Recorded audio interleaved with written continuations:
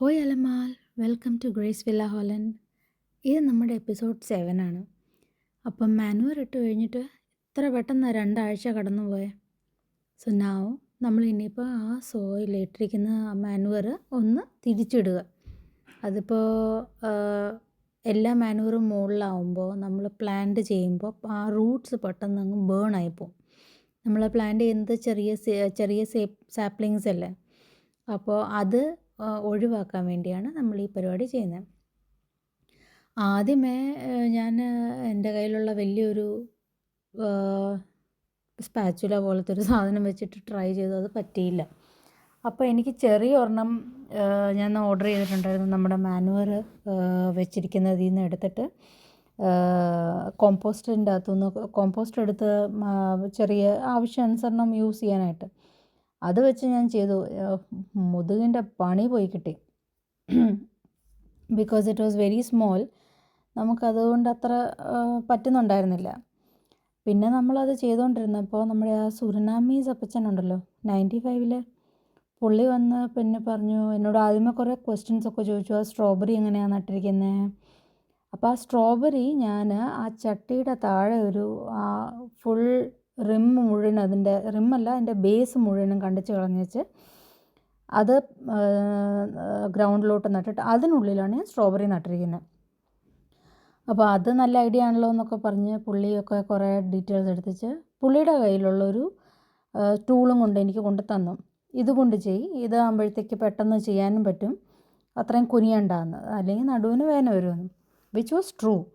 ഇതുകൊണ്ട് ചെയ്തപ്പോഴത്തേക്ക് പെട്ടെന്ന് കാര്യങ്ങൾ അങ്ങോട്ട് ആവാൻ തുടങ്ങി. നമുക്ക് അതിൻ്റെ ഒരു ഹാങ് കിട്ടുമ്പോഴത്തേക്ക് നമ്മൾ അത് സ്പീഡായിട്ട് ചെയ്യാൻ പറ്റും.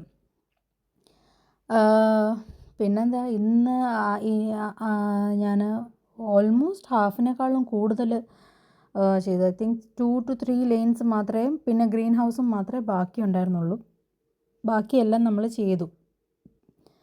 അപ്പോൾ ആ ടൂള് വെച്ച് നമ്മൾ കുറച്ച് ചെയ്ത് കഴിഞ്ഞപ്പോഴാണ് എനിക്ക് പിന്നെ ഐഡിയ ക്ലിക്കായത്. നമ്മുടെ ഷെഡിൽ ഇങ്ങനത്തെ വേറൊരു ടൂളും ഉണ്ട്. അപ്പം ഞാൻ വിചാരിച്ചു അതുകൊണ്ടൊന്ന് ട്രൈ ചെയ്തപ്പോൾ the results were same. So അപ്പം സുറിനാമി അപ്പച്ചൻ്റെ ടൂൾ ഞാൻ തിരിച്ചുകൊണ്ട് കൊടുത്തേച്ചാണ് നമ്മുടേത് വെച്ച് നമ്മൾ ചെയ്തത്. പിന്നെ ഇന്ന് ഇത്രയും ചെയ്തേച്ച് അതിൻ്റെ നെക്സ്റ്റ് ഡേ ആദ്യമേ വന്ന ദിവസം ഞാൻ ഇത്രയും ചെയ്തേച്ച് നെക്സ്റ്റ് ഡേ ബാക്കി ചെയ്യാനായിട്ടുള്ള പ്ലാനൊക്കെ ആയിട്ടാണ് ഞാൻ പോയത്. അപ്പോൾ ഇറ്റ് വാസ് എ വെൻസ്ഡേ. അപ്പോൾ എൻ്റെ കൂടെ എൻ്റെ ആ ഫ്രണ്ടിന് ഭയങ്കര ആഗ്രഹം, ഞാൻ നിന്നെ ഗാർഡനിൽ സഹായിക്കണം, എനിക്ക് സഹായിച്ചേ മതിയാവൂ.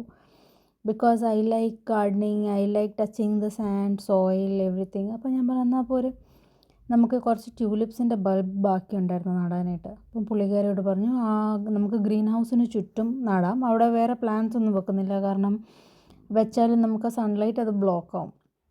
അപ്പോൾ ഫെൻസിന് ചുറ്റും ഓരോ ട്യൂലിപ്സ് ഇങ്ങനെ നടാം, ഫ്ലവർ ഉള്ളത് നല്ലതല്ലേ. അപ്പോൾ ആദ്യമേ അവിടുത്തെ കുറച്ച് പോച്ചയൊക്കെ പറിക്കണമായിരുന്നു. ഇൻ ദ മീൻ ടൈം ഞാൻ അപ്പുറത്ത് ബാക്കി ചെയ്യാനുള്ള സ്ഥലങ്ങളെല്ലാം ചെയ്ത് തീർക്കുമായിരുന്നു.